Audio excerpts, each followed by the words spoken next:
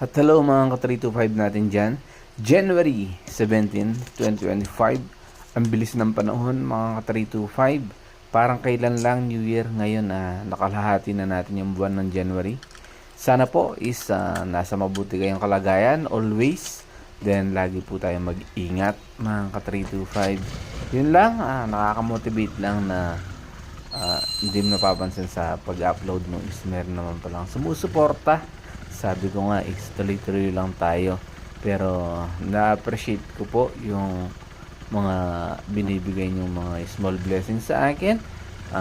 Tinitake ko po yun as a blessing from God mga 325.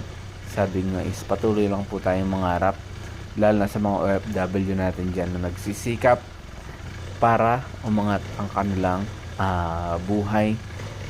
Para-pareho lang naman tayo ng mga target or pangarap is para makahaon sa hirap, pero dapat yung kaakibat nun is ay may kasamang pagtsatsaga mga ka-325.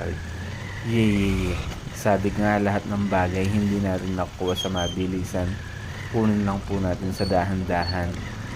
Namomotivate lang po ako dahil may mga taong sumusuporta sa atin.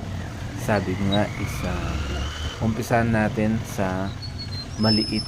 Sabi nga is dapat kahit maliit na bagay yan is na-appreciate natin. Wala naman nag-uumpisa na nasa taas agad.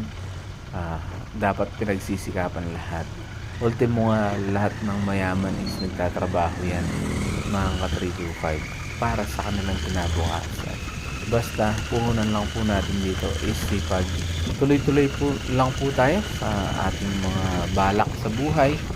Although para-pareho tayo ng target, iba-ibang paraan lang po ang ginagawa natin. Diba mga ka-325? Basta i-focus lang po natin lahat ng ating mga mithiin sa buhay.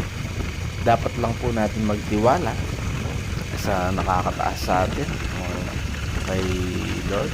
Siyempre, samahan lang natin ng dasal ang ating mga ginagawa, dahil pagdating ng panahon is makakamit natin yan. Yun lamang, masaya lang po ako for today's video, dahil may mga taong nakaka-appreciate sa atin. Sabi ko nga is yun lamang. Basta ang buhay mahirap talaga, pero kailangan lang natin magtiyaga para makamit ang ating mga pangarap mga ka-325. Basta laging ingatan yung sarili niyo. Dapat lagi po kayong healthy. Sabi nga dapat iwasan natin yung sakit. Sabi nga lahat ng sobra ay masama, lahat ng kulang ay masama. Dapat binabalance lang po natin ang ating mga ginagawa sa buhay, diba mga ka-325?